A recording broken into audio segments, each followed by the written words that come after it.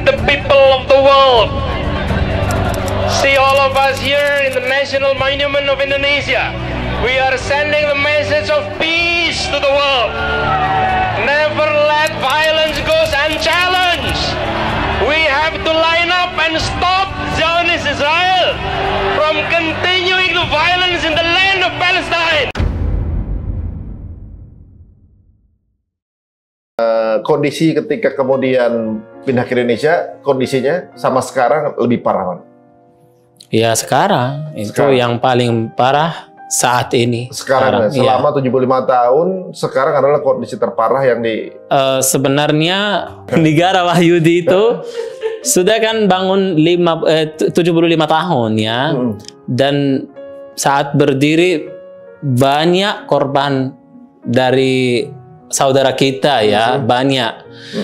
Jadi selama 75 tahun itu sekitar ratusan ribu korban dari saudara-saudara. Korban meninggal? Iya, dibunuh langsung gitu, banyak. Dan itu ada buktinya banyak juga. Banyak kamera, banyak evidence, tapi tetap nggak ada pengadilan? Iya, pengadilan di langit saja. Sampai saat ini 75 tahun belum bisa kembali. Ada yang sudah menjadi korban dan ada yang bisa selamat, ada keluar. Sekarang cucunya, anaknya semuanya masih di luar, bahkan lahir di negara lain ya. Saya termasuk saya itu, kakek saya itu 75 tahun dia keluar dari tanah itu, tapi hijrah di dalam negeri ke Gaza. Jadi saya asli gitu, bukan dari Gaza, bukan. Tetapi insya Allah nanti kalau sudah kita merdeka, insya Allah saya akan kembali lagi ke dalam sana gitu. Sunrise. Jadi WTC bagi saya itu adalah kebohongan besar yang mereka ciptakan, yang sebetulnya merupakan ritual human sacrifices untuk menyambut Year of the Yehuda Kingdom. 1000 tahun terakhir itu, The Jericho Project. Perang Jericho. Jadi sejarah yang berkesan bagi mereka sehingga Yahudi bisa berdiri di tanah Palestina dimulai dari bagaimana mereka masuk pertama kali ke Palestina. Sebelumnya sudah ada bangsa Arab. Jadi tidak benar kalau ada klaim Yahudi lebih dulu dari Arab. Kapan? Itu yang mereka perangi siapa? Kaum Jabariyah. Itu turunan siapa? Turunan Arab. Iya, benar. Nabi Hud sudah menghuni Palestina lebih dulu, Syam dari dulu. Itu Nabi Hud, Nabi Arab. Nabi Soleh, Nabi Arab. Nabi Syu'aib, Nabi Arab. 4 kan kata Rasul Nabi yang dari bangsa Arab. Hud, Soleh, Syu'aib, dan Rasulullah SAW. Maka fakta sejarah ini itu mematahkan hujah mereka.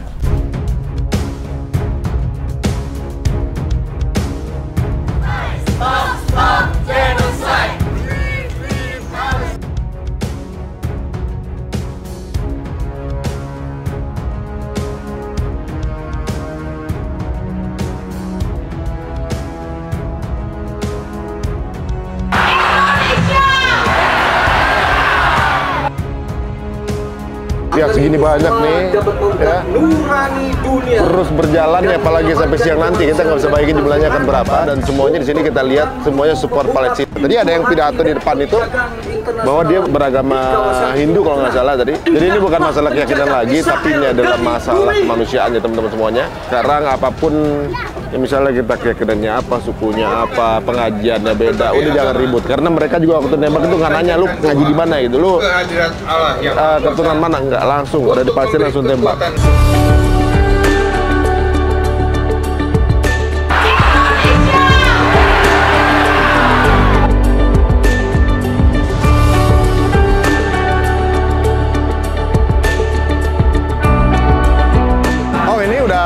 Tragedi kemanusiaan ya sebenarnya, karena semua di dunia pun udah tahu keadaan kayak gini, udah nggak bisa ditutup-tutupi lagi ya.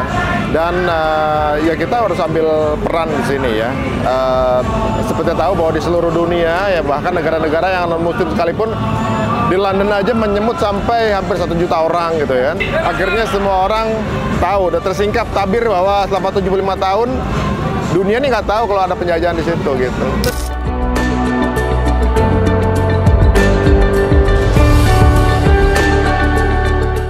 Iya, jadi gini Mas Ari. Pertama, sebuah komentar itu wajar ya. Semua orang memang senang berkomentar, senang membahas, apalagi di media sosial kan. ya niatnya Allah alam, terlepas niatnya apakah edukasi atau sekedar ngobrol santai gitu kan. Tapi kita harus memahami sesuatu yang kita komentari itu beda-beda kan value-nya. Ketika kita mengomentari sesuatu yang sensitif seperti Palestina, ini harus hati-hati, nggak boleh sembarangan orang komentar ya gak? Kalau semua orang berkomentar, ya ini dampaknya sangat luas gitu loh, karena ini kita membicarakan masalah kemanusiaan, masalah hati nurani. Apalagi ketika komentator ini menyampaikan informasi yang tidak sesuai dengan ya fakta di lapangan, karena memang komentator ini biasanya dia tidak pernah bersentuhan langsung dengan apa yang dia komentari gitu ya, dan tidak mempelajari secara mendalam apa yang dia komentari. Jangankan mereka, para petinggi politik juga itu nggak tahu. Memang itu super rahasia, super secret. Saya, Mas Ari, saya di Gaza 12 tahun ya. Saya kaget ketika melihat ada puluhan para layang terbang dari Gaza. Wah, itu gimana latihannya coba? Kan orang kalau mau mengenal itu kan harus latihan kan, dan Gaza ini kan sempit. Gaza ini sempit. Orang kalau latihan di Gaza itu bisa kelihatan oleh semua orang. Iya gak sih? Para layang itu kan perlu apa istilahnya semacam tempat untuk ini ya take off gitu kan, terus ada landing gitu kan. Dan itu jangankan saya, orang Gaza pun nggak tahu. Ya ini sahab. Ya, jadi kata beliau itu peperangan sebelumnya tahun 2008 itu berat banget, 2014 berat banget, 2021 berat banget, tapi yang paling terberat dan paling terbrutal untuk kali ini peperangan. Kali ini? Iya, kali ini. Peperangan sebelumnya mereka udah terbiasa, karena kan dari generasi ke generasi mereka udah terbiasa dong terjadi peperangan, sudah melihat langsung. Kata istri saya 2008 beliau masih bujang, belum menikah, dan terbiasa melihat tank-tank, melihat pembantaian. Tapi untuk kali ini begitu luar biasa pembantaian, genosida, bisa dikatakan Nakba 2023. Tadi saya tanyakan momen apa yang paling menakutkan pada saat terjadi peperangan. Kata beliau, momen yang tidak pernah dilupakan, yaitu pada saat kami keluar dari Gaza, hari terakhir tersebut, itu kami harus melewati zona pembantaian, zona penembakan di wilayah Gaza bagian barat. Kami harus melewati jalan aspal di pantai, itu kami harus melewati jenazah kiri kanan, anak-anak yang sudah meninggal, darah, terus teriakan, minta tolong. Itu yang kami lihat. Sekarang ketika pejuang Hamas tampil ke depan dan dia adalah satu-satunya representasi perlawanan ya, satu-satunya dalam artian yang tampil ke depan, sementara yang lain-lain banyak. Seperti ada Saraya Al-Quds ya, seperti ada Brigadir Jihad Palestina dan sebagainya. Mereka tampil bahu-membahu. Bahkan Fatah sekalipun sekarang ini, alhamdulillah, Fatah yang punya sayap militer juga, yang katanya paling pro dengan duduk berunding apa semacamnya, sekarang malah sudah ikut bergabung dengan Hamas, sama-sama memerangi. Maka hari ini kontra, Allahu Akbar. Sebelumnya mereka memang agak kurang sejalan, tapi pada hari ini, pada waktu kita bicara ini, mereka sudah mulai mengumumkan perang. Ya, kami akan bersama dengan perjuangan pembebasan Palestina. Dan ada informasi yang terakhir, mereka harus meninggalkan rumah sakit. Dipindah ke daerah yang lain, Khan Yunis dan di daerah daerah barat. Ngerinya nanti kalau mereka sudah pada pindah tuh rumah sakitnya dibom ya. Bisa jadi ya. Waktu kita nggak pernah tahu, soalnya mereka selalu melanggar perjanjian kan gitu.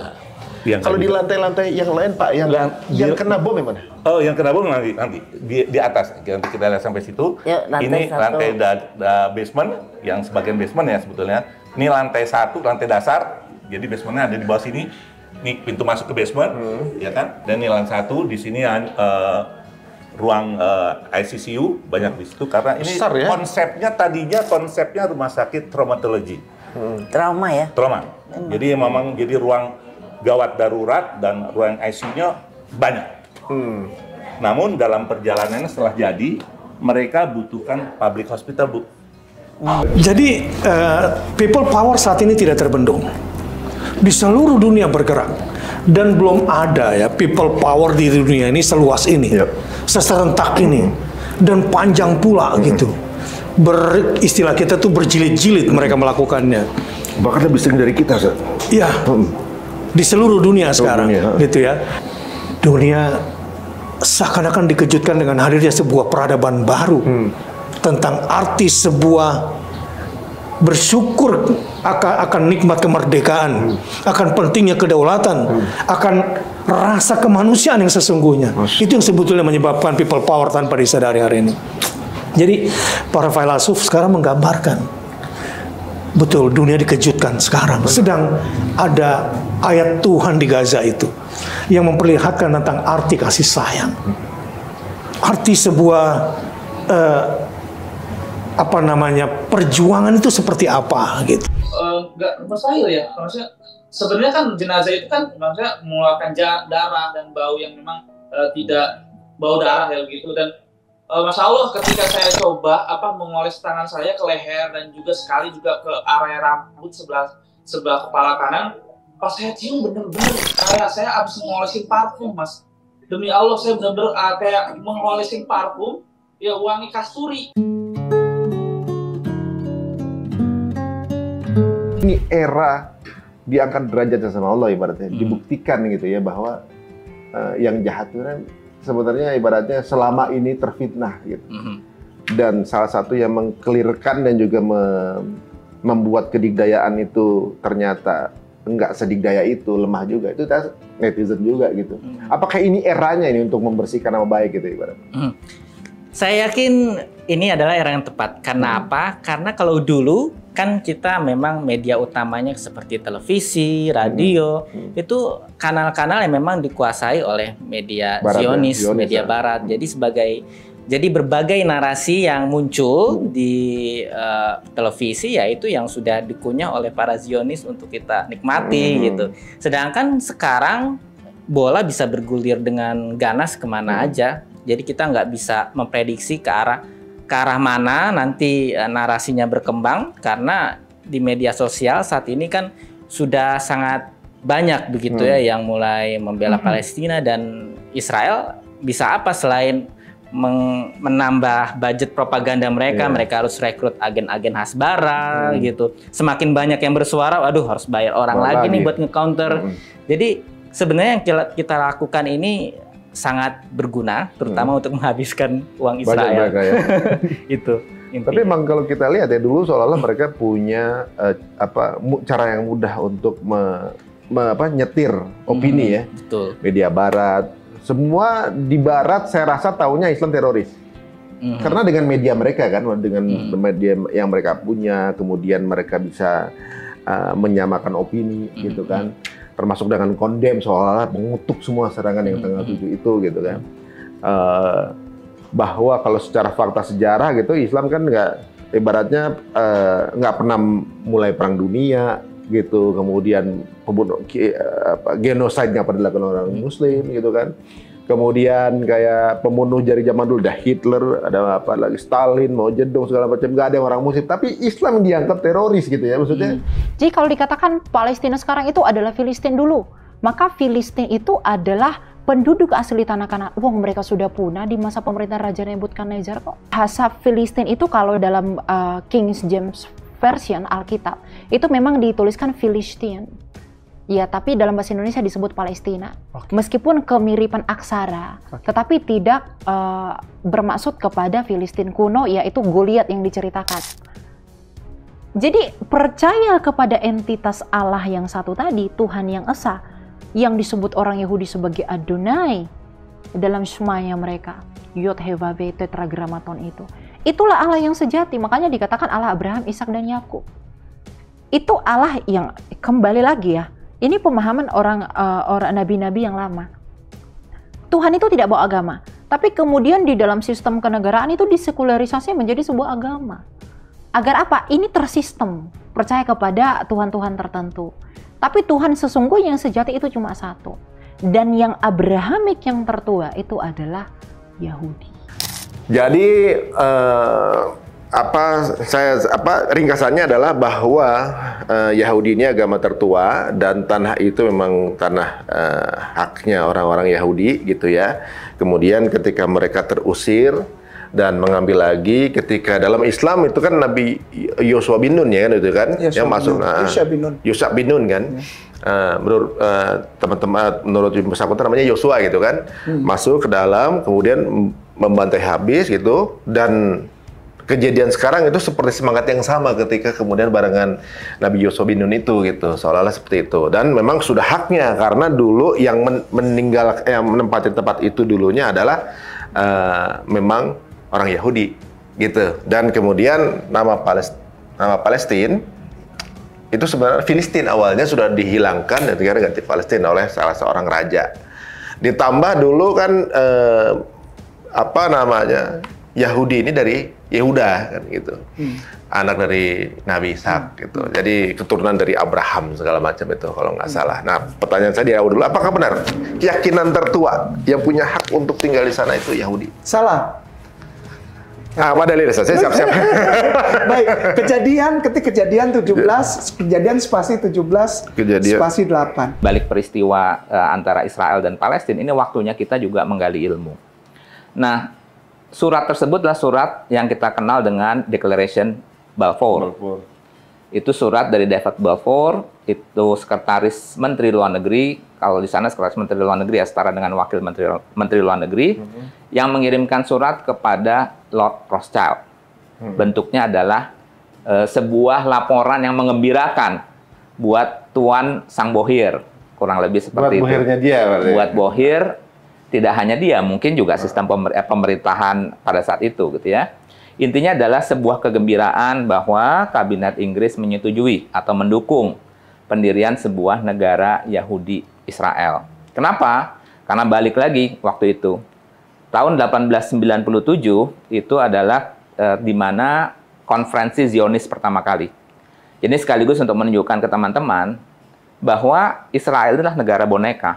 Jadi kalau kita lihat juga dalam kacamata politik atau lensa politiknya, bahkan sekelas pemimpin-pemimpin negara-negara barat ini udah gerah kan gitu ya. Mereka gerah dengan kebrutalan, kesombongan, yang dalam tanda kutip versi mereka berlebihan gitu ya. Jadi udah sulit untuk ditutup-tutupin lagi. Iya, at some point everyone's gonna say enough is enough. It's too much. At some point kan begitu. And that point is now. Ya, jadi sudah terlewati masa-masa adanya toleransi. Walaupun masa kita kita kan gini, Islam ini agama yang adil. Satu korban pun dimanapun ya, satu anak terbunuh yang tidak bersalah siapapun itu gitu. Ini adalah kezaliman kan begitu. Maka kita akan kutuk setiap seseorang yang wafat, anak-anak, wanita, orang-orang yang bukan tentara kan begitu.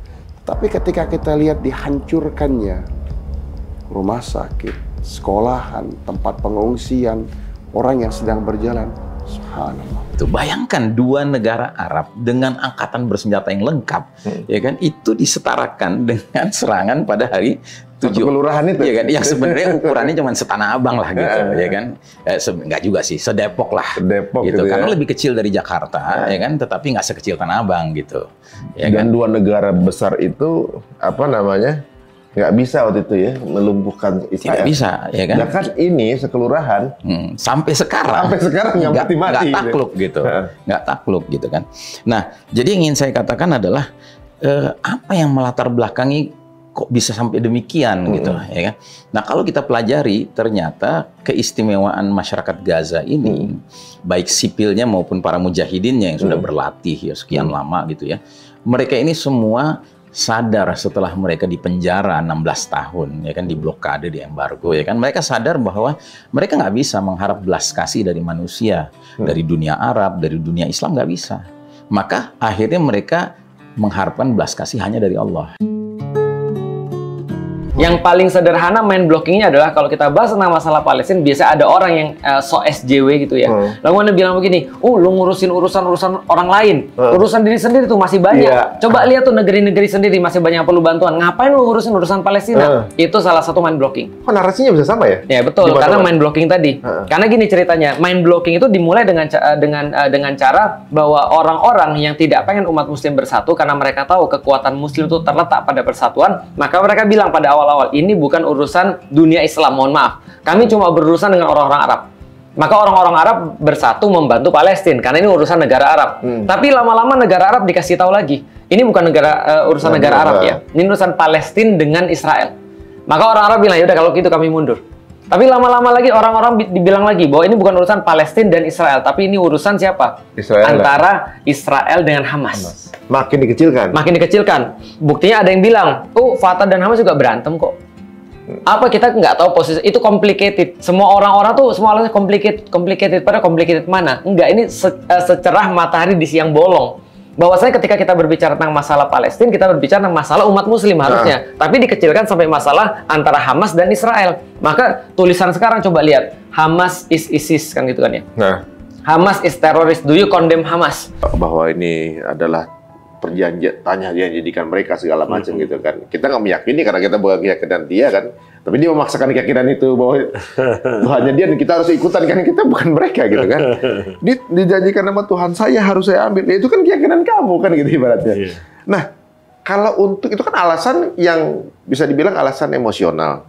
Kalau alasan rasionalnya apa Ustaz? Ini sebetulnya satu data yang sudah dicatat oleh Badan Pertambangan Dunia ya, UNTAD.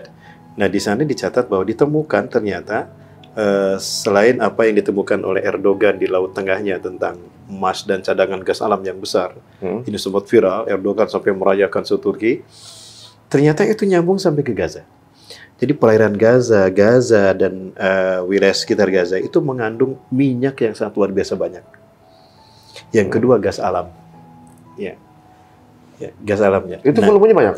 Banyak sekali. Intinya itu kalau dihitung, itu bisa 3 kali lebih besar dari RAPBN Indonesia. 3 kali lebih besar. 3 kalinya? 3 kali RAPBN Indonesia. Kita bayangkan Indonesia yang sebesar ini, RAPBN-nya 3 kali lipat. Itu nilai apa yang terkandung di sana. Dan inilah yang membuat tergiurnya Amerika untuk membantu Benjamin Netanyahu mengeruk kekayaan itu. Nah, maka mereka pada akhirnya setuju, paham kenapa dulu David Ben Gurion, pendiri Israel, Perdana Menteri Israel pertama, dulu sempat bilang begini. Dia sempat ditanya oleh prajuritnya, karena juga dari militer, wahai paduka Tuanku, wahai pemimpin bangsa Yahudi, sejauh manakah, sebesar manakah wilayah yang akan kita bangun sebagai negara kita? Dia mengatakan seluas wilayah yang bisa dijangkau oleh tentara kita. Secara hukumnya dari mana, wahai Tuanku? Dari Sungai Nil sampai Sungai Efrat. Artinya kalau saya lihat berarti Sinai yang dulu mereka tidak bisa keluar karena memang diharamkan Allah selama 40 tahun memasuki Palestina zaman Nabi Musa, itulah wilayah Yahudi sekarang. Fenomena ini kalau nggak ada ayat kita berlindung pada Allah. Tetapi ini pasti terjadi. Kisfan minas samai, satu potongan dari langit, berarti dari ruang angkasa menabrak bumi. Yaqulu berdampak sahabun markum, munculnya gumpalan demi gumpalan asap yang teramat sangat tebal. Nah, meteor yang tadi berhasil masuk, dia menimbulkan gelombang elektromagnetika yang sangat tinggi, Mas. Ya, ini berdampak kepada apapun yang ada di bumi. Listrik langsung padam, ya. Semua yang terbuat dari dari besi dan logam dan sebagainya langsung mengalami dengan seperti magnet ya, mereka akan lengket antar satu dengan yang lain. Untuk beberapa waktu yang kita tidak tahu, mereka tidak bisa saling bergerak. Jadi mesin-mesin itu pada mati semua. Mesin pada mati, listrik pada mati, internet pada mati, semua macam mati, serentak ya. Dan juga asap yang ditimbulkan terlalu panas, lalu meteor ini menghantam daratan bumi. Hantaman daratan bumi ini akan menimbulkan ledakan yang maha dahsyat. Ledakan yang maha dahsyat yang menyebabkan partikel-partikel bumi kita dari pecahan ledakan ini membumbung ke udara, bersatu dengan asap yang dari langit. Nah, paham sekarang ya? Jadi asap yang dari langit dengan debu yang dihasilkan oleh ledakan yang maha dahsyat ini. Ini dengan cepat membungkus bumi. Inilah dia disebut dengan 40 hari 40 malam. Tuh bayangin ya. Iya. Serem banget itu. Itu gimana respon kita yang ngelihat itu gimana? Rasulullah membimbing kita dari nol, Mas Hari. Apa yang harus kita lakukan? Karena sebelum itu terjadi, Nabi, Masya Allah ya, Nabi mengatakan, sebelum hantaman itu terjadi, kalian akan menyaksikan terlebih dahulu, antara 3 sampai 7 hari berturut-turut ada bintang berekor mengelilingi bumi, kata Rasul. Betul, Iron Dome tuh sangat canggih. Gitu ya. Dibanding dengan apa namanya rudal-rudal buatan sendiri atau buatan sendiri itu nggak akan seberapa, efeknya nggak akan seberapa. Tapi bahwa Iron Dome itu bisa ditembus, bahwa ada yang jatuh di tengah mereka, nggak apalagi mengenai beberapa sektor yang cukup vital, itu sudah cukup membuat kemudian tadi angka itu sampai 94% merasa tidak aman. Cuma dari satu kesalahan kecil aja ya. Iya, kelihatannya sederhana. Bahwa kemudian mereka seharusnya tadi yang saya dapatkan informasi dari seorang analis militer itu, mereka menghitungnya 2 minggu untuk menyelesaikan perang ini gitu. Dan ternyata sampai hampir 3 bulan gitu. Itu sudah betul-betul meruntuhkan kepercayaan di mereka. Gitu. Sangat. Bahwa Gaza bertahan sampai selama itu sudah betul-betul meruntuhkan apa yang mereka miliki. Segalanya. Mereka ya? Sangat kaget. Seorang analis militer, Faiz Duheri mengatakan, iya mereka tuh bisa membombardir bangunan apa semua, tapi secara militer mereka tidak meraih pencapaian apapun. Dapat apa-apa? Apapun. Satu jenazah pasukan Palestina aja nggak ada gitu kan? Itulah. Dan kan bukti-bukti video kemenangan pasukan korban-korban yang teruntuh mereka sendiri yang publish. Iya. Yang lagi pada nangis-nangis, yang kena mental gitu kan, mereka sendiri yang publish. Itu sebenarnya bahasa lain itu tekanan dari orang-orang yang di lapangan, tentara-tentara lapangan gitu, kepada atasan mereka. Mereka sudah tidak mau lagi di situ. Kan otomatis ini akan ditonton oleh publik Israel. Yang publik Israel ini kan sangat kritis. Orang Yahudi bilang begini, di dalam Bible-nya kita atau orang Yahudi, itu tidak ada tulisan di dalam tanah ini to be continued gitu, nggak ada. Selesai di situ. Selesai sampai di sini. Tetapi di Kristen ditambahkan dari yang namanya yang sudah jadi Septuaginta, ada lanjutannya yang perjanjian baru gitu. Menjadi Bible-nya orang Kristen ini gitu. Jadi orang Kristen seolah-olah melanjutkan tanahnya orang Yahudi. Orang Yahudi bilang tidak ada lanjutan, tidak ada kelanjutan dari setelah ini. Kalaupun ada yang disebut dengan perjanjian baru yang di sini, yang dianggap oleh orang Kristen sebagai perjanjian baru ini, itu konsepnya beda. Orang Yahudi bilang perjanjian baru yang disebut di dalam Yeremia 31 itu sebenarnya adalah perjanjian baru antara Hashem dengan bangsa Israel, karena bangsa Israel sudah sering berbuat dosa, melanggar perintah Tuhan. Akhirnya di stop, udah kita stop ya, deal nih, janjian nih, kita bikin perjanjian baru nih. Jadi jangan buat dosa lagi ya, gitu. Istilahnya kurang lebih hanya begitu. Perjanjian antara bangsa Israel dengan Tuhan. Tetapi kalau yang di sini dari Matius sampai Wahyu disebut perjanjian baru, dianggap melanjutkan dari sini. Gitu. Jadi ini beda apa namanya? Ya. Beda konsep ya sebenarnya. Nah, sebenarnya yang menciptakan Kristen ini siapa kalau begitu? Yang menciptakan Kristen ini juga ternyata orang-orang Yahudi juga. Alasannya apa? Selama ini penyangga ketahanan mereka itu sudah sangat-sangat rapuh gitu dari semua lini gitu loh.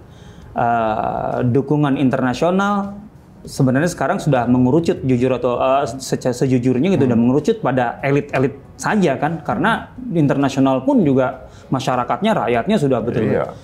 Dan bagi saya itu ledakan yang sangat wajar karena memang ini tidak manusiawi kan, artinya untuk masuk standar manusia aja udah nggak masuk. Gitu loh. Dengan standar manusia aja udah nggak masuk gitu. Makanya dalam hal ini untuk menilai ini ya nggak perlu pakai iman pun ibarat sebenarnya sudah dianggap terlalu berlebihan gitu loh. Sekarang dunia barat ya, masyarakatnya itu kayak baru melek. Mereka tuh baru tahu ada Nakba, itu baru tahu. Baru tahu 75 tahun tuh baru tahu. Awalnya mereka pikir kesalahan Hamas. Awalnya kan. Dari 7 Oktober. Tapi mereka sadar bahwa sejarah nggak dimulai dari tanggal 7. Nah, itu dia. Akhirnya orang teredukasi gitu. Apalagi dengan jenis banyaknya tayangan seperti ini gitu, mengedukasi mereka. Ngerasa mereka akhirnya Ini mungkin Allah ngasih momen ini buat kita ya ibaratnya. Bahkan yang masuk Islam kan banyak kan. Itu kan mengerikan sebenarnya. Itu di TikTok itu influencer pada masuk Islam. Mereka update menemukan sesuatu apa di Quran hari ini. Begitu. Untuk proses masuknya ya dari Mesir ya. Untuk sementara ini kalau yang informasi yang kita dapatkan itu ada 2 sumber sebenarnya. Pertama bantuan itu masuk melalui Jordan atau melalui Mesir. Tapi yang valid itu yang lebih sampai ke wilayah terdampak itu adalah di Mesirnya. Bahkan orang Jordan sendiri itu truk-truknya ngantri aja ya. Itu sepanjang jalan itu banyak bendera-bendera Jordan. Makanya untuk saat ini tuh memang fokusnya di Mesir karena bantuan memang benar-benar masuk ke dalam Gaza seperti itu. Tapi untuk bantuan yang kemarin selama kita di sana itu bantuan masuk. Walaupun memang dengan regulasi yang sangat ketat dan sangat selektif ya, priority yang masuk yang mana dulu. Jadi pas kita di sana kan kita berangkat tanggal 25 Desember. Update dari KBRI tanggal 27 Desember itu yang ngantri sekitar 14 ribuan truk. 14 ribu truk yang ngantri. Berapa kilo itu panjangnya? Waduh, walau alam tuh, kilo-kiloan pastinya. Dan yang udah masuk waktu itu 4024 truk. 4024 yang udah masuk ke dalam Gaza gitu. Jadi artinya bantuan masuk hanya melalui regulasi dan juga step by step untuk masuk ke dalam Gaza itu gitu. Sehari perkiraan berapa truk bisa masuk? 30-an. Itu sekitar mungkin 30-an karena memang kurang mereka juga ya? ngecek terus. Makanya kalau masyarakat Indonesia melihat ada masyarakat Gaza yang kayak berkerumun mengambil bantuan, itu karena jumlah bantuan yang datang dengan jumlah pengungsi yang berada di Gaza itu lebih besar jumlah pengungsinya. Jadi bantuan itu tidak cukup gitu untuk masyarakat yang ada di Gaza gitu. Iya kayaknya ya gimana ya? Udah famine mereka tuh, udah udah kelaparan gitu kan? Iya. Udah makan kucing katanya. Makan makanan kucing. Makan makanan kucing. Kucingnya nggak dimakan? Enggak, makan makanan kucing. Kucing justru makanin jenazah para saudara kita yang ada di Gaza itu. Simbol kekuasaan dunia oleh Israel adalah berdirinya Solomon Temple. Kalau itu sudah berdiri dan itu harus di tanah yang ada Masjidil Aqsa-nya. Jadi Masjidil Aqsa harus dihancurkan, kemudian berdiri Solomon Temple dan dengan itu sapi merah mereka sembelih. Sapi merah udah umur 6 tahun loh sekarang. Ya, harus mereka sembelih di atas Bukit Zaitun. Kalau sudah disembelih maka Sang Tuan Agung yang akan memimpin mereka menguasai seluruh dunia muncul. Itu Dajjal. Dajjal tidak akan mau muncul kalau istananya belum disiapin. Dan dia tidak akan muncul kalau tidak ada persembahan. Persembahannya adalah sapi merah. Dan sapi merah ini sudah 2000 tahun ditunggu-tunggu kelahirannya. Oktober 2018 lahirlah sapi merah yang tidak ada satupun bagian tubuhnya yang berwarna yang lain. Sapi itu usia sampai berapa ya? Paling tua ya? 10 tahun ada nggak ya? Jadi kalau lewat 10 tahun tuh sapi keburu mati lagi nanti. Mereka khawatir sekali sekarang ini. Khawatir sekali kalau keburuan mati. Keburu mati? Berapa ribu tahun lagi mereka harus nunggu. Harus nunggu lagi? Iya. Karena ini sapi paling cepat baru bisa lahir sekali dalam 1000 tahun. Itu dalam keyakinan mereka ya. Jadi ini saja udah 2000 tahun baru muncul. Di televisi Israel mereka nangis-nangis tuh. Puluhan rabi-rabi Yahudi menangis-nangis. Dan mengatakan kami sudah menunggu 2000 tahun lebih kelahiran sapi merah ini. Sekarang baru lahir, mereka rawat, mereka beli dengan harga berapa Mas Untung? 1 triliun. Harga 1 triliun. Iya, untuk menjaga, merawatnya juga mahal sekali maintenance-nya. Perawatannya. Itu yang kedapatan sapi merahnya lahir langsung jadi sultan. Iya. Makanya ya Allah, jadi luar biasa ya. Dan ini kan menjadi sedikit bahan ledekan oleh Abu Ubaidah. Abu Ubaidah menyentil itu tuh. Kalian terlalu percaya dengan sapi. Iya. Kalian terlalu percaya. Kalian menggantungkan nasib kalian kepada sapi. Idzan ya ayyuhal muslimun, idza aradtum ihqaq al-haqq wa ibtal al-batil, idza aradtum tahrir al-bilad wal muqaddasat, idza aradtum tahrir al-aqsa min al-yahud al-ghasibin, يجب عليكم أن تكونوا مستعدين أن تتحملوا شوكة ذلك وأذى ذلك. هذا أذى لن يضروكم إلا أذى وإن يقاتلوكم يولوكم الأدبار. نحن اليوم في غزة نعيش أمرين. نعيش آلام الجهاد فالجهاد له آلامه، ولذلك يقتل أطفالنا ونساؤنا وشيوخنا، تهدم مساجدنا ومستشفياتنا ومدارسنا على رؤوس أبنائها. يقلع شجرنا يجوع أبناؤنا يعيشون في العراء كل هذا ألم الجهاد. Ini kalau saya bilang tindakan yang biadab. Mungkin akan malu iblis kalau disamakan sama kaum ini. Bagaimana ada satu pasukan ya mengeluarkan semua pasien di rumah sakit dan menyisakan satu orang wanita hamil umur 5 bulan dan kemudian di undress, aduh bahasa Indonesia itu ditelanjangi gitulah ya, di depan orang tua dan anaknya. Dan kalau mereka menoleh, mereka akan dieksekusi. Dan kemudian dia disetubuhi depan keluarganya. Ketika kita bicara seorang wanita ya Allah, yang mana kita seorang ayah dari putri-putri ya, seorang suami dari wanita, tentu terasa bagi kita ya betapa dahsyat penganiayaan ini ya, pelecehan ini dalam bentuk yang tak terbayangkan. Meminjam perkataan Ari tadi ya benar, iblis aja sangat mungkin malu dengan perlakuan ini jika dia disandingkan dengan IDF ini kan. Artinya sebuah negara yang mengaku beradab, yang mengaku wakil dari Tuhan gitu soalnya. Ya, punya nilai-nilai yang mereka banggakan, tapi perlakuannya demikian. Dan ini bukan satu case. Ini it is not an isolated case. Ini berulang dan berulang dan berulang. Dan nyatanya ini penjajahan yang telah berlangsung lebih dari 100 tahun. Dan banyak lagi kasus serupa yang kita tidak kenal dan tidak tahu. Ini hanya karena adanya sosial media yang sekarang bisa diakses oleh siapapun, maka berita ini pun sampai ke kita. Tapi balik ke poinnya adalah ini sesuatu yang memang tak terbayangkan. Rasanya hati kita menjerit ya, menangis. Dan tak mampu membayangkan sakitnya hati seorang wanita, hancurnya hati orang tua ya menghadapi itu semua ya. Pergi gitu lihat di jalan masjid-masjid Palestina iftar, terus tempat ke Madinah, ke Mekah yang iftar tuh berlimpah-limpah gitu kan ya gitu. Terus tiba-tiba ingat di Aqsa, dan tadi saya tunjukin videonya gitu ya. Satu roti dipotong dibagi-bagi biar mereka kebagian tuh kayak rasanya hancur gitu, kayak ya Allah gitu. Harusnya ini kita bisa berbuat lebih untuk Al-Aqsa gitu, bahkan untuk iftar yang kadang-kadang di meja kita banyak banget gitu kan. Dan di dom itu kita cuma karena saking banyaknya orang, tapi dengan keterbatasan kita cuma bisa sediain kurma, susu sama air putih gitu. Udah, dan itu pun mereka yang kayak lihat susu tuh kayak Masya Allah gitu. Jadi kayak Al-Aqsa sendirian. Gitu. Berarti di sana kayak bukaannya cuma kurma doang berarti sama kurma, susu sama yogurt, air putih. Sama roti. Sama roti itu kan rotinya dipotong jadi 2 karena saking banyak. Dan kemarin saya bilang ini udah mau iftikaf gitu, udah mau iftikaf, orang akan ada 100.000 orang gitu. Terus 100.000 lagi di situ. Iya, terus I still want to join di dom gitu, karena memang alhamdulillah tuh kita dikasih kesempatan untuk urusin yang di dom.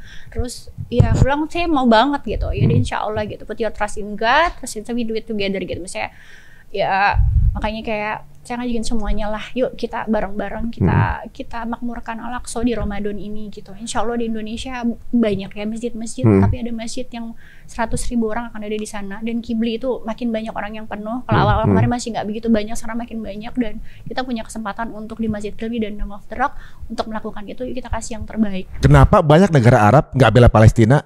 Karena ternyata Arab dan Iran itu berseteru. Nah, ini sesuatu yang rumit. Jadi gini, di Timur Tengah itu tidak ada satu orang pun yang bisa menjelaskan konflik yang terjadi kecuali dengan multidimensi, multi perspektif. Jadi kebanyakan dari kita, karena kita hidup di dunia media sosial dan kita masuk ke dalam bubble-bubble, jadi misalkan yang pro terhadap Houthi dan menganggap bahwa Houthi itu adalah pahlawan, dia hanya ngambil referensi dari itu saja. Kemudian yang menolak, misalkan yang pro Saudi, misalkan ya, dia akan menganggap bahwa Houthi itu hanya sebagai pemeran yang memiliki topeng yang sangat tebal, yang sebenarnya memiliki tujuan dibalik semuanya dan sebagainya. Ada rencana besar lah. Ada rencana besar. Ya karena apa? Karena masalah yang sangat kompleks, politik, geopolitik, ekonomi, agama, sekte itu ngumpul di satu tempat, tapi dibahas oleh orang hanya dalam satu perspektif saja, dalam sesuai dengan mazhab pemikiran, gagasan, idenya saja. Makanya akhirnya banyak sekali yang berbicara tentang Houthi, berbicara tentang Syiah, berbicara tentang konflik di Timur Tengah. Beda-beda ya? Akhirnya beda-beda gitu. Houthi ini adalah laknatullah alaih karena dia adalah Syiah bla bla bla bla. Yang satu lagi Saudi Arabia kemana aja nggak pernah nolongin, justru Houthi yang memberontak, justru malah yang mendukung Palestina dan sebagainya. Ya karena masalahnya itu adalah sesuatu yang sangat luas, perspektif yang sangat besar, tetapi orang-orang kemudian hidup dalam bubble-bubble-nya, dalam pikiran-pikirannya, dalam mazhab, dalam kelompoknya saja, sehingga tidak menghasilkan perspektif. Nah, kenapa Barat melakukan itu? Kenapa Israel kok tenang? Israel tenang membantu saudara kita Palestina. Karena kita tahu, ya Israel tahu umat Islam itu sleeping giant. Ya, jadi sebelum diperangi Palestina itu dibikin tidur dulu nih negara-negara Arab. Dan itulah yang diucapkan oleh Menachem Begin. Bukan Menachem Begin. Seorang perdana menteri perempuan Israel yang pertama. Siapa tuh?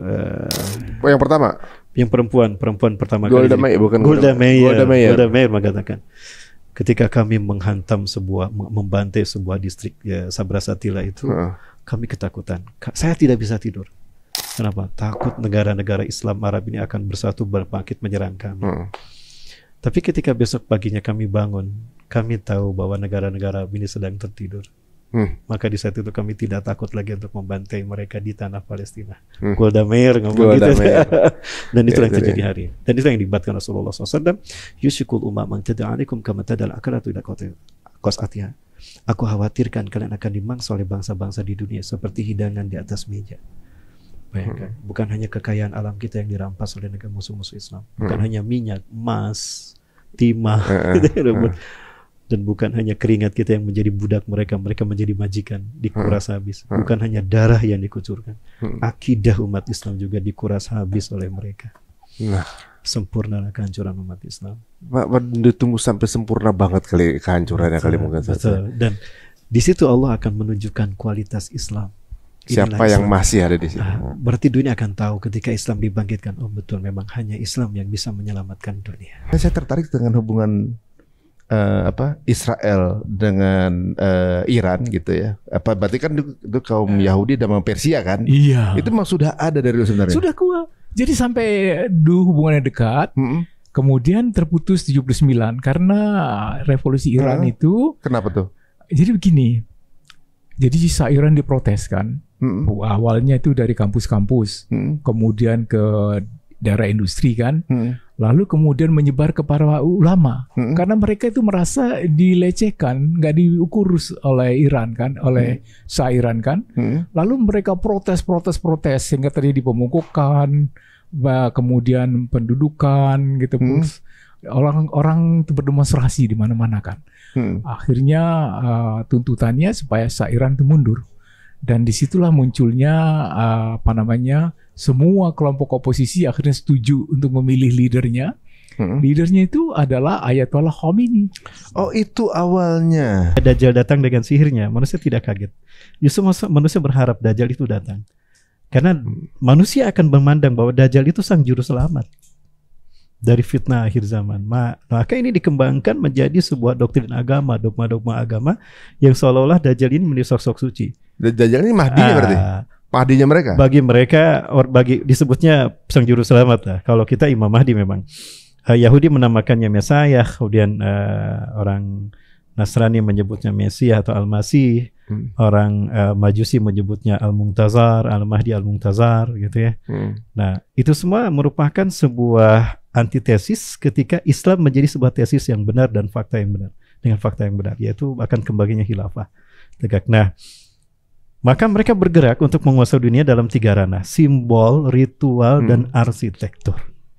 Tiga-tiganya ini muncul dalam satu momen, dan itu untuk menjadi sebuah bahasa mereka berkomunikasi antar sekte dengan kode ya, dengan kode-kode tertentu. Dan semua itu merupakan kode Illuminati yang jelas bagi mereka, tahapannya step by stepnya, hingga pada akhirnya mereka akan melakukan sebuah ritual besar untuk menyambut the God who's waiting. 2040 in 2014, the Jewish shoot bomb in Gaza and they stay underground 7 mujahideen. All the month of Ramadan. All. When he finish Ramadan, when he finish fighting there, start the people, he check with what everyone with son. He start after Eid, the people when he fight, he see the 7. He said and he enjoy. He don't have nothing. He don't have food. He don't have 1 month. He said underground, and when he heard the story there, you don't believe. This time Ramadan, he don't know this guy's underground. He don't know the time, Fajr, Dhuhr, Asr, Maghrib. He don't know. This is the first. He don't have food. How he stay there 1 month? You have everyone. You have 7 dates. Everyone, you have 7 dates. Every day, he eat a liter. And the water, Allah Azza wa Jal, he taken out underground for this people. Masya Allah. 1 month.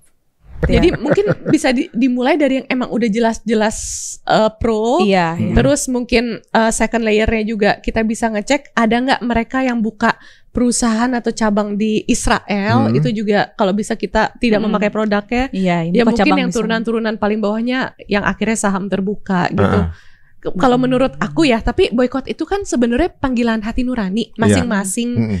Jadi ya ambil semampunya, tapi kalau sekarang nih kondisi genosida udah semakin mengerikan, harus semampunya sih kalau menurut aku. Jadi sebisa mungkin uang yang kita spend itu kita nggak nyalurin apa-apa gitu ke Israel kalau menurut aku ya. Karena kita punya kekuatan politik di setiap uang yang akan kita spend. Jadi bijaklah gitu.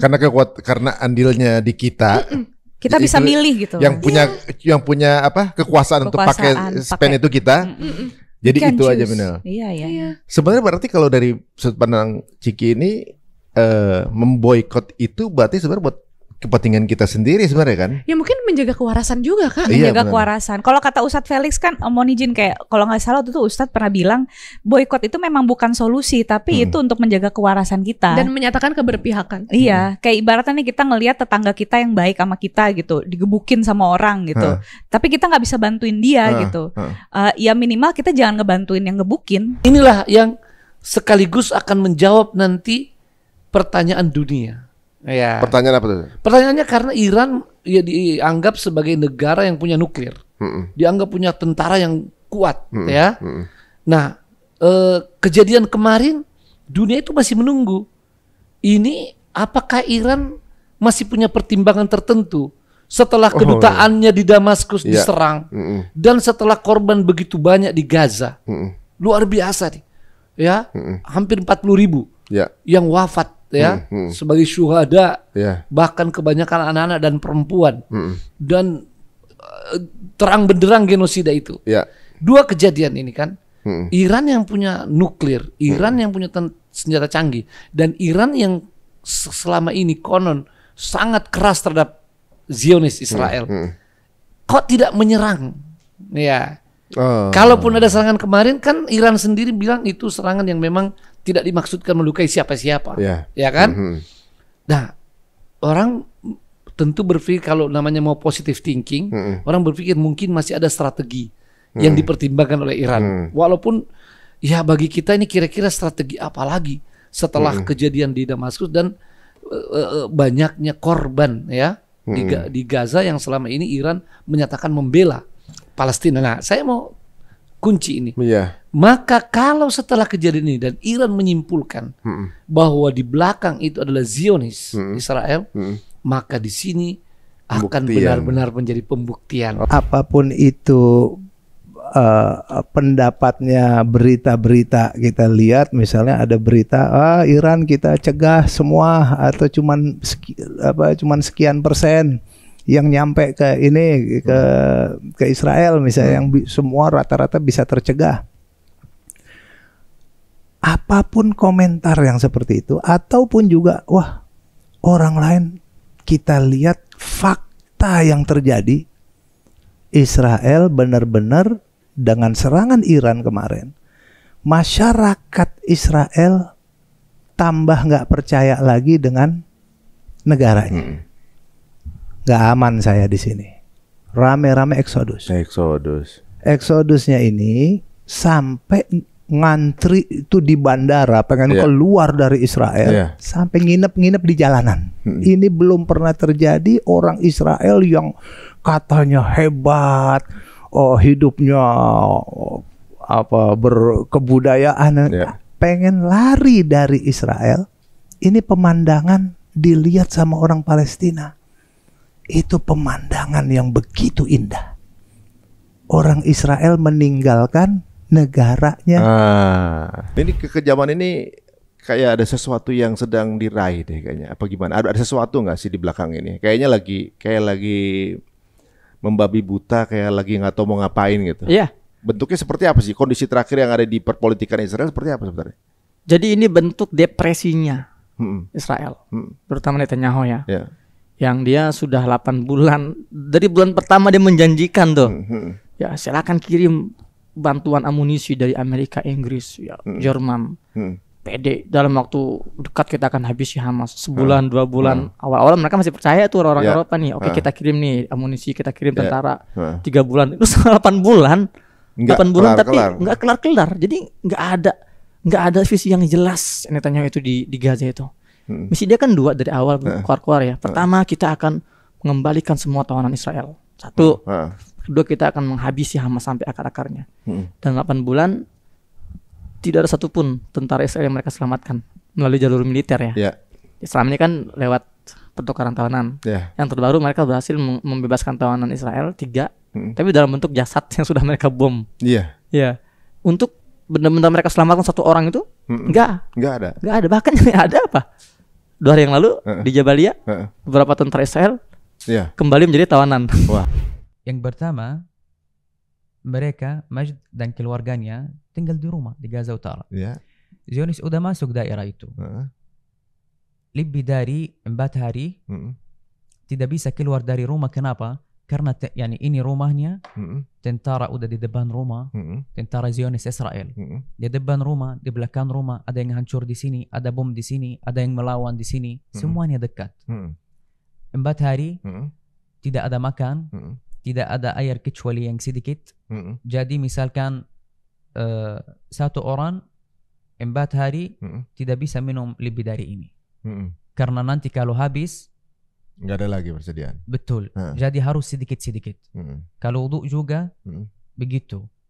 Wudu 1 kali berhari karena tidak ada solusi yang lain. Terus tentara Zionis Israel laknatullah udah masuk ke rumah. Masuk rumah? Masuk rumah. Tidak ada yang korban, tapi semua laki-laki yang ada di rumah, termasuk teman saya, Majd, Zionis udah bawa mereka ke yang namanya Banjara. Banjara. Berapa orang? Banyak. Bukan bukan cuma di situ aja. Iya, banyak. Yani 100-an. Terus apa yang terjadi setelah itu? Kita udah sampai Banjara. Yang kalau mau masuk Banjara, mereka bilang harus buka semua baju. Sekarang bayangkan ya, yang namanya demo pro Palestina sekarang di Amerika itu sudah di kampus elit ya, bukan 10 besar di dunia. Iya, John Hopkins ya kan, Columbia, UCLA, Columbia, Harvard ya kan, kemudian apa tuh namanya itu bukan Michigan, ada satu lagi ya, pokoknya kampus-kampus besar. Dan mereka sekarang itu demonya kan polanya pola encampment kan, jadi berkemah gitu, berkemah bermalam-malam, berhari-hari begitu. Dan itu uniknya warga-warga sekeliling kampus hadir gitu loh. Profesor dosen ikut ya kan, bahkan anak-anak profesor SMA, dosennya, deannya ikut juga. High schoolersnya juga hadir gitu. Ini dahsyat, nggak pernah kejadian. Bahkan terus muncullah komunitas unik yang namanya komunitas anti-Zionist Jews for the Freedom of Palestine. Gitu. Ini Jews yang bikin. Ini komunitas Yahudi tapi anti-Zionis, anti negara Israel Zionis, ya kan, yang pro kemerdekaan Palestina. Oh, itu Nature Karta itu? Ya, salah satu. Nggak mesti. Pokoknya Jews yang peduli kemanusiaan gitu. Karena mereka ingin membantah anggapan dari pemerintah yang kemudian merasa berhak untuk ngirim polisi melakukan pembubaran secara represif, ya kan, dengan alasan apa? Ini adalah gerakan antisemitik. Nah, gitu. Dia Jews, dia membantah gitu. Dia bilang enggak, kami nggak merasa terancam dengan apa demo-demo rally pro Palestine ini. Ini kan luar biasa gitu. Ya, artinya mungkin di negeri kita sendiri ruhnya belum sampai seperti itu dalam konteks kepedulian terhadap nasib saudara-saudara kita yang sedang dibantai ini. Tapi pada akhirnya kita kembali kepada hadis Nabi, karena tugas kami hanyalah membacakan hadis Nabi lalu membandingkannya dengan fakta yang ada di lapangan, di perjalanan luar. Sekarang kita kembali kepada kematian Ibrahim Raisi. Pertanyaan, benarkah beliau mati? Benarkah kalau beliau benarkah beliau yang diusung di keranda itu sehingga menangis jutaan rakyat Iran, ya kan? Benarkah itu orangnya? Kalau memang benar, kenapa wajahnya tidak dikasih lihat? Mungkin hancur berantakan apa kecelakaan kali. Setidaknya ini ya, ke pemimpin yang sekelas ini ya, bagaimanapun beliau adalah kandidat terkuat ya untuk menjadi tokoh spiritual tertingginya Syiah, di mana beliau ke depan akan menggantikan Ayatullah Ali Khamenei. Nah, beliau yang dipersiapkan. Nah, sekarang ada isu, tapi kita juga tidak akan berpegang pada isu ini ya. Setidaknya kita sampaikan ada isu bahwa beliau dicemburui untuk ke depan akan menggantikan Ayatullah Ali Khamenei. Internal, Pak, internal. Iya, internal. Jadi ada konspirasi di internal untuk menyingkirkan beliau agar jangan beliau terpilih. Itu salah satu di antara opsi ya. Sehingga ada pihak dalam yang memang menginginkan beliau jangan beliau. Dengan Israel kemudian terboikot, direktur mengundurkan diri. Karena pasti sudah melihat masa depan, statistik dan analitik. Udah mengundurkan diri gitu kan. Mereka ini bertiga mengundurkan diri, dan sebelumnya ada berita mengenai Yoav Galan yang bikin pernyataan gimana waktu itu kan, yang sampai akhirnya minta ditarik kan pasukan. Ya, ini berarti apakah benar, kalau bisa aja salah ya, apakah benar mereka ketika pembacaan analisanya ini nggak mungkin dilanjutkan? Ya, begitu? Iya, mau nggak mau. Itu gak perlu kita sebetulnya menggunakan mindset intelijen kita ya, atau pemikiran sederhana aja. 3 jenderal mengundurkan diri di tengah pertempuran, artinya apa? Artinya pengakuan kekalahan. Ya iya, artinya mereka mundur, udah. Ini kita nggak bisa berlanjut. Seperti analoginya, seperti orang yang berusaha loncat dari kapal laut yang sudah mulai karam. Ini sudah mau tenggelam nih. Menyelamatkan diri. Ya, kita loncat menyelamatkan diri, meninggalkan siapa nahkoda sendirian. Siapa nahkodanya? Nahkoda yang lagi mabok, Netanyahu. Netanyahu itu ya. Nah sekarang tapi begini, kalau orang-orang bilang nih, Netanyahu kayak nggak punya pola. Mau ngapain gitu? Betul. Sampai serangannya brutal ke tempat-tempat camp-camp yang malah membuat nama Israel makin jatuh. Gitu kan? Betul sekali. Memang kerugian di casualtiesnya warga sih berarti yang nggak bersalah, tempat yang mestinya nggak boleh disenggol. Jadi dia nggak tahu mau, karena kalau menurut apa benar beliau ini nggak ada gigi mundur. Karena kalau mundur pasti di penjara dia kalau nggak salah. Atau juga mundur dia habis dong di kabinetnya. Berarti ngabisin duit dong, nggak ngapa-ngapain. Kan harus ke depan dong. Maksudnya justru lebih parah bukan? Ketika orang gila nyetir nggak ada remnya, blong aja gitu, banyak yang mati dong berarti. Jadi semua pejabat tinggi Israel yang anti terhadap Netanyahu, Yair Lapid misalnya, Yair Lapid ini pimpinan oposisi Israel, dan para analis, jurnalis Yahudi sendiri, mereka semua mufakat dalam satu hal. Netanyahu ini sekarang sedang perang, melanjutkan perang karena maslahah pribadi. Kalau menurut antum sendiri udah tahu itu atau baru tahu juga? Ya baru tahu. Baru tahu juga. Dan yang memviralkan itu yang bersangkutan. Oh, itu diviralkan sendiri? Ya, kan di IG-nya sendiri. Ada apa? IG-nya itu Zen Ma'arif itu. Kan dia yang menulis sendiri di situ. Yang memuat foto itu dan kemudian diberi capture. Foto yang sekarang beredar ramai itu kan dari unggahan IG-nya yang bersangkutan. Kemudian dia beri caption, keterangan, saya bukan demonstran yang suka berdemo di jalanan, tapi seorang filsuf agamawan. Jadi kita ingin menyelesaikan masalah konflik Palestina Israel itu bukan dengan cara demonstrasi, tapi dengan menyampaikan gagasan, kan begitu.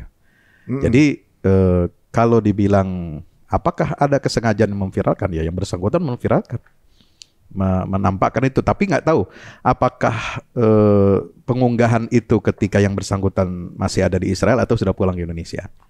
Tapi yang jelas ada ada tangkapan layar dari netizen, kalau nggak salah di Twitter itu, yang mengatakan bahwa tanggal 12 Juli yang bersangkutan masih ngisi kajian di Istiqlal. Kajian Ba'da Asar. Nah, itu kan yang kemudian ramai juga. Dan saya angkat di Instagram dan Twitter saya. Ya, jangan sampai ini kita terus kecolongan gitu ya. Nah, saya nggak tahu apakah, tapi menurut keterangan PBNU kan mereka tidak izin ya. Tapi bagi saya itu kepergian mereka ke Israel dengan acara tadi yang saya sebutkan, dialog antar agama Islam, Jews dan Kristen itu kemudian dibarengi dengan dilanjutkan dengan pertemuan dengan presiden gitu loh. Dengan presiden Israel gitu. Berarti kan niat itu. Sukses mereka. Sukses dong Israel. Karena dengan itu berita di Israel, saya karena nggak bisa baca bahasa Israel ya, koran-koran Israel, tapi saya yakin narasi yang dibangun di Israel itu ini loh, ada wakil-wakil aktivis Muslim, cendekiawan Muslim muda Indonesia yang sudah bersahabat dengan Israel, berdekat-dekat dengan Israel. Ini adalah program yang sangat bagus dan harus kita kira-kira gitu loh. Itu kan kalau sudah itu kan keuntungannya Israel, gitu. Apa tujuannya? Tujuannya antara misalnya narasi. Berarti orang Indonesia, melalui cendekiawan Muslim itu dari NU, dari Indonesia ini, itu telah memberikan pengabsahan, legitimasi terhadap pernyataan Netanyahu bahwa Hamas itu adalah teroris. Dan kesalahan besar dari peristiwa Oktober itu ya Hamas, gitu. Itu gara-gara Hamas gitu jadi. Gara-gara Hamas itu ujung-ujungnya saya kira akan terbangun begitu. Frame ke sana. Jadi bahaya frame-frame begitu itu narasi yang dibangun. Kali ini ada rombongan yang juga lebih berbeda lagi karena udah kalau nggak salah di Amerika juga rally pro Palestina juga lumayan banyak. Bagaimana sana responsnya pembela antara Palestina? Ya saya kira bukan lumayan banyak ya. Memang asal usulnya protes di kampus-kampus itu kan dari Amerika sebenarnya, dari Harvard University, dan itu semua adalah universitas-universitas yang dalam apa yang disebut dengan Ivy League ya, universitas yang terbaik, baik Columbia, Yale, Harvard dan lain sebagainya. Dan ini yang kemudian berimbas kepada negara-negara di Eropa, maka Inggris bangkit, Jerman, bahkan di Prancis yang sangat rasis juga bangkit. Bahkan negara-negara lain yang selama ini kita tidak dengar dukungannya kepada Palestina juga mahasiswanya mulai bangkit. Dan ini yang saya maksud dengan perubahan internal yang mendasar. Itu yang kita lakukan di Amerika Serikat. Bukan hanya di kalangan kampus ya, tapi juga di kalangan aktivis-aktivis lainnya, termasuk di Hollywood. Bagaimana misalnya ada bintang-bintang film tertentu yang kemudian dengan tegas ya mendukung Palestina ketika menerima penghargaan misalnya, apakah itu di Amerika maupun di Kanada. Ini semua imbas dari usaha-usaha yang kita lakukan untuk melakukan perombakan internal domestik di Amerika yang bisa berimbas secara positif kepada seluruh dunia. Saya hari ke hari itu ada grup pimpinan yang terus termonitor. Nggak ada ini sama sekali, nggak ada. Terus itu saya lempar ke grup itu berita itu. Ya terus langsung ditanggapi ketum, suruh menghadap saya segera. Malam itu juga. Langsung besoknya mereka dipanggil ke PBNU, itu ketua Banomnya, ketua Pegarunusa, ketua Basul Masail. Semua ya menyatakan tidak ada konfirmasi. Jadi Basul Masail misalnya, Basul Masail itu kayak komisi fatwa gitu loh. Ketua Basul Masail dipanggil, apakah ada pemberitahuan? Dia tidak ada. Jadi ini karena keterlibatan mereka di LSM bukan di NU. Jadi cuman tentu saja media mungkin berkepentingan membawa-bawa nama NU karena kan jadi berita. Iya, jadi naik beritanya. Jadi naik beritanya, dan mungkin juga pihak Israel yang menyuruh siapa tahu jadi ada perpecahan di dalam kan. Ya, bisa ada nggak itu? Saya kira begini, supaya jadi seperti kampanye bahwa Israel itu ramah pada Muslim misalnya, bahwa ternyata ada ormas Islam yang bersimpati, misalnya kan bisa aja digoreng. Itu kesana ya. Untuk bahan kampanye di tengah kecaman dunia yang marah ini, mereka berusaha membangun opini bahwa kita ini bukan musuh Islam, ternyata ada kok orang Islam yang datang, ya gitu loh. Saya pikir tujuannya untuk memecah belah di komunitas Muslim Indonesia. Nah itu parahnya, kemudian komunitas Muslim Indonesia ada yang terpengaruh itu. Jadi saya dengar misalnya ada orang bilang di televisi, ini berarti ada ormas abal-abal atau abu-abu yang ternyata dukung Israel, pura-pura dukung Palestina. Nah ini kan nggak benar. Kita ini semua berduka. Saya kira tidak ada satupun orang Islam yang merasa senang dengan pertemuan itu. Zionis itu dia akan melebarkan sayapnya gitu loh Mas Ari. Dia kan sekarang masih kecil nih, masih kecil. Dia sudah mulai menggerogoti tanah-tanah yang diklaim. Kan ibaratnya gini nih. Israel itu sudah di diaspora sama Tuhan kan gitu. Bait suci pertama hancur karena penyembahan berhala. Bait suci kedua hancur karena kebencian yang tak beralasan, antisemitisme. Tuhan menghukum mereka gitu. Mereka diusir, diserahkan ke negara-negara. Terus habis itu ada peristiwa Holocaust. Ada peristiwa di mana di era Hitler. Dia disisakan sedikit tuh di era Hitler. Terus dia datang kan ngemis tuh, beri dong aku tanah kan gitu. Nah maka dikasihlah tanah itu sedikit, seperti itu. Kan balik akhirnya itu dengan kondisi yang compang-camping kan. Untung-untungan kita masih ngasih tanah, kita masih inget nih, itu saudara kita ya kan. Islam kan selalu adil gitu, suka nolong. Itu saudara kita, kita harus tolong orang yang lemah. Ketika dia masuk nih, jebret gitu, udah enak ya kan? Mulai kan mindset dia yang dulu, bisa nih dikuasai nih kayaknya nih gitu. Ini harus kita kuasai nih sesuai dengan Tuhan Allah kita tuh. Mereka nggak tahu berterima kasih gitu. Ya benar. Saya waktu nerima kabar tadi pagi itu, waduh berat sekali. Saya sangat emosional walaupun ketemu 2 kali. Yang kedua itu di Januari 2024 kemarin. Ketika beliau ceramah menjadi pembicara kunci di konferensi Persatuan Ulama Internasional di Doha. Setelah itu kita diminta untuk ketemu beliau dengan delegasi ulama dari negara lain. Di situ juga dia mengimami sholat maghrib, persis seperti yang disampaikan Mas Hussein tadi. Ya, suaranya bagus, lembut dan menjiwai gitu. Apa yang dia baca Al-Quran itu betul-betul dijiwai. Jadi kita kehilangan beliau itu, saya tuh seperti nggak pernah loh saya sesedih ini kehilangan orang yang bukan saudara saya sendiri. Kehilangan seperti itu ini yang kedua setelah saya kehilangan ibu saya. Masya Allah. Saya sedihnya, nangisnya, emosionalnya itu seperti saya kehilangan ibu saya tahun 2006. Ini baru terjadi sekali nih. Insyaallah. Ya, yang lain-lain ulama yang lain ya tetap kita sedih, tapi nggak seemosional ini gitu. Karena betul-betul dia pejuang yang mukhlis ya, rela berkorban ya, dan memang memikul beban berat itu, tanggung jawab. Amanah dari Allah, dari Rasul, dari seluruh rakyat Palestina yang merindukan bebasnya Masjidil Aqsa.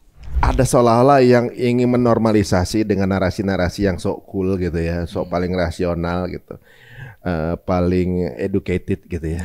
Padahal kalau ngomongin paling toleransi, paling pinter ya, berharap seperti itu. Padahal 10 universitas terpinter di dunia pro Palestine, termasuk profesor-profesornya.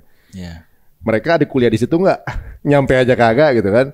Tapi punya pandangan pro Israel gitu. Jadi ini aneh gitu. Dunia udah percaya bahwa yang pro Israel semua itu orang tolol gitu. Maksudnya mereka yang pro Israel itu berarti lu bodoh gitu. Nggak tahu sejarah, nggak buta sejarah. Terus bincang soal konflik ini nggak ngerti gitu. Nah, inginnya biar kelihatan pinter gitu. Nah di Indonesia ini kayak gini sekarang. Kalau pandangan Anto gimana tuh kayak gitu? Ya emang namanya kalau udah ngomongin soal hati gini kan, itu udah bukan ranahnya manusia lagi bang. Dalam tanda kutip gini, Beb minta dong datanya bahwa brand ini terafiliasi, teman saya ngeyel banget ya dibilangin. Ya memang orang itu kalau udah hatinya, udah soal hati itu yang bolak-balikin Allah gitu loh. Jadi bukan pakai data dia bisa tercerahkan gitu loh. Karena guru saya pernah bilang bahwasanya bukan soal masjidnya yang jauh, tapi masjidnya nggak mau didatengin sama kita. Bukan soal Qurannya yang di rumah nggak ada, tapi Qurannya nggak mau dibaca sama kita. Bukan soal tanah suci yang jauh atau mungkin nominalnya lumayan, tapi tanah sucinya nggak mau kita injak. Dan bukan soal Palestinanya atau boikotnya yang susah, tapi Allah emang nggak mau ngelibatin kita buat soal begini. Jadi buat ngerti soal ini memang perlu orang-orang yang memang hatinya tertaut. Sekarang kembali kepada Bang Yahya lagi nih. Apa yang kita belum tahu nih, Bang Bezaro, mengenai Bang Yahya ini? Ibaratnya kan, kalau bagi yang bukan mengamati gerakan perjuangan Palestina, ya seperti orang pengganti baru biasa aja gitu ya. Tapi yang udah mengamati Palestina malah dilantiknya beliau kayak semacam satu optimisme baru. Termasuk warga Palestina kemarin kan pada pesta pora gitu, pada kayak menang bola gitu kan, videonya gitu. Semenakutkan itu kah? Iya, survei di Palestina aja ya, dilakukan survei di Palestina mengatakan masyarakat Palestina itu mengaku puas atas kepemimpinan yang dilakukan Bang Yahya dalam melawan si Rewel. Dalam perang Oktober itu tingkatnya sampai 61%. Makanya ini kalau pemilu diadakan dan kemudian Bang Yahya itu maju, dia bisa menang pemilu itu. Satu putaran. Ya. Seperti itu. Karena lawannya ini nanti dari Mahmud Abbas, PLO itu justru masyarakat meminta 90% masyarakat minta dia mundur. Gitu. Jadi, kenapa itu? Ya karena yang terlihat jelas di lapangan itu ya Hamis dalam berperang melawan si Rewel. Beliau pemimpinnya cuma nggak ngapa-ngapain gitu maksudnya? Iya gitu presidennya. Cuman kan lebih banyak duduk, rapat, tidak betul-betul turun. Temenan sama sana gitu? Iya seperti itulah. Kan karena kan hasil perjanjian Oslo 93. Kesepakatan Yasser Arafat dengan Yitzhak Rabin. Akhirnya sepakat mereka berdamai dan dibentuklah namanya Otoritas Palestina yang mengontrol administrasi, bukan negara loh itu, otoritas. Otoritas ya. Seperti itu, ya otoritas. Yang namanya otoritas dia nggak punya banyak kekuatan, gitu. Jadi masyarakat Palestina itu sepakat ya 60% kepemimpinan Bang Yahya ini. Dan jangan lupa dia ini orang yang nggak mau tunduk sama kekuatan Zionisme. Gitu. Dalam dia pemimpin negosiasi di Hamis. Berkali-kali misalkan ya Netanyahu minta Hamdi, kita akan hentikan serangan tapi Hamdi letakkan senjata dan keluar dari wilayah Gaza. Kemudian Hamdi nggak boleh lagi nggak boleh lagi beraktivitas ya di wilayah Gaza dan tunduk terhadap kekuatan Zionis. Oh ya, orang yang berdiri lantang menolak ya Bang Yahya. Figur semacam ini telah pergi.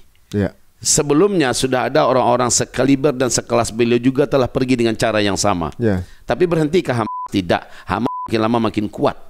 Semakin lama semakin eksis karena memang perjuangan bukan karena figur, perjuangan karena ideologi, karena keyakinan bahwa Allah bersama mereka.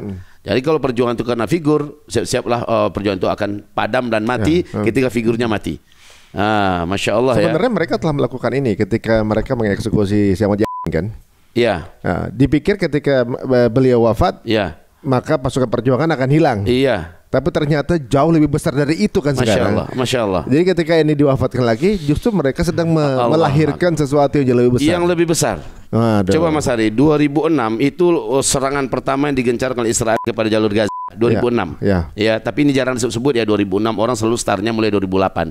Padahal 2006 itu sudah mulai perang pertama, serangan agresi pertama dari pihak penjajah Israel kepada jalur Gaza. Tapi waktu itu jumlah Hamas masih berjumlah lusinan baru. 2008 mereka ulang lagi dengan harapan bisa dikuasai jalur Gaza. Malah mereka keluar lagi dalam keadaan terhina dan malu ya. 2010 mereka ulangnya lagi dari udara, dari darat, dari laut. Lagi-lagi mereka dikalahkan. Hamas makin membesar. Jumlahnya semakin banyak dan itu semuanya orang terpilih. Orang-orang yang terkuat dari pemuda-pemuda jalur Gaza yang ada. Alim-alim, hafiz-hafiz Quran, cerdas-cerdas, jenius-jenius ya. Mereka-mereka ini yang ada di garda terdepan dalam perjuangan. I've seen so many videos about the Palestinian rallies that in England there are many people that join the rallies. I mean, if still there is Islamophobia, there probably the rally is not really that big. But I could see that hundreds of thousands of people are gathering. Are there? I mean, the one who's joined the far right movement, are they pro-Palestine or pro-Israeli? The far right here are very pro-Israel. They're very pro-Zionist. They've actually been one of the reasons that they're quite active at the moment is because they're very angry at the fact that Palestinian forces are also active here in England, condemning Israel and Zionism. So the pro-Palestine demonstrations here that take place most weeks in London, there's a large national demonstration where everyone gathers in London to march on Downing Street. That demonstration has been described as anti-Semitic, as racist, as extremist, as an Islamist protest movement by far-right forces here. And so again, there's this misconception among many people, many non-Muslims in England, that if you support Palestine, you're an Islamist or you're some kind of an extremist. Terrorist supporters. That's the narrative that's being pushed out. So unfortunately, although there is a lot of support for the Palestinian cause here in the UK, there is also a large hostility towards solidarity with Palestine, and it comes from the far right, which are in solidarity with Zionism, unfortunately. There's a street battle taking place between Zionism and the Palestinian cause here in the UK, and you see it play out in these very extreme ways. And with this kind of wrong narratives about Islam, I can see that in your Instagram that your name is Muhammad Ali. So are you becoming a Muslim already? Alhamdulillah, yes, I am a Muslim. I'm very, very pleased. And I've actually been a Muslim since I was about 16, 17 years old. So I converted to the religion many years ago. It was definitely the best decision of my life, the best decision I ever made. Alhamdulillah, it's a beautiful religion. I consider it to be the perfect way to live. So it's a formula for success in this life. And I really feel saddened at the fact that so many people in England and elsewhere, they've never had the opportunity to learn and experience Islam in this beautiful way. So England, many people in this country consider Islam to be a threat to England, a threat to the English way of life, a threat to English culture. But I know from my own personal experience that Islam is not a threat. Islam is actually the solution to many of the societal ills which di sana kan ada 3 rumah sakit, Yusuf An-Najjar, Al-Emirati. Al-Emirati ini rumah sakit ibu dan anak, sama Tal El-Sultan. 3 rumah sakit ini tempat kita bekerja pada saat itu. Nah, Yusuf An-Najjar ini belum dibom pada saat itu. Yang akhirnya dibom juga kan pada saat itu. Terus teman-teman yang di Yusuf An-Najjar memutuskan untuk nggak pergi ke pelayanan rumah sakit tersebut karena Yusuf An-Najjar itu sangat dekat dengan border. Gitu, sangat dekat dengan border. Akhirnya yang berangkat itu cuman saya sama teman-teman yang cewek. Jadi mereka rehat dulu itu sampai hari Rabu karena kan kejadian hari Senin. Selasa Rabu kita break, hari Kamis kita kembali normal. Tetapi kita nggak ada jaminan, Pak. Jadi dari guest house ke pelayanan kesehatan itu kita nggak ada jaminan hidup. Dan kenapa kita tetap memilih untuk tetap berangkat ke fasilitas kesehatan itu seperti dari awal saya katakan bahwa nawaitu kita untuk berangkat ke Gaza itu apa? Kalau memang kita syahid di sana ya alhamdulillah dong. Gitu. Karena semua orang menginginkan syahid. Matinya bermanfaat. Gitu. Dan saya memutuskan untuk tetap melakukan aktivitas seperti biasanya. Dan sejak kejadian itu, saya dan teman-teman yang lain mulai menarik diri. Dari teman-teman relawan medik lainnya. Karena kan kita nggak pernah tahu sampai kapan. Sampai kapan kita berada di Palestina, dan pada saat itu suara bombardir, roket, drone itu nggak pernah berhenti. Gitu. Itu di satu tempat penginapan yang sama atau beda sama yang lain? Satu tempat penginapan yang sama. Cuma nggak komunikasi jadi? Nggak ada komunikasi.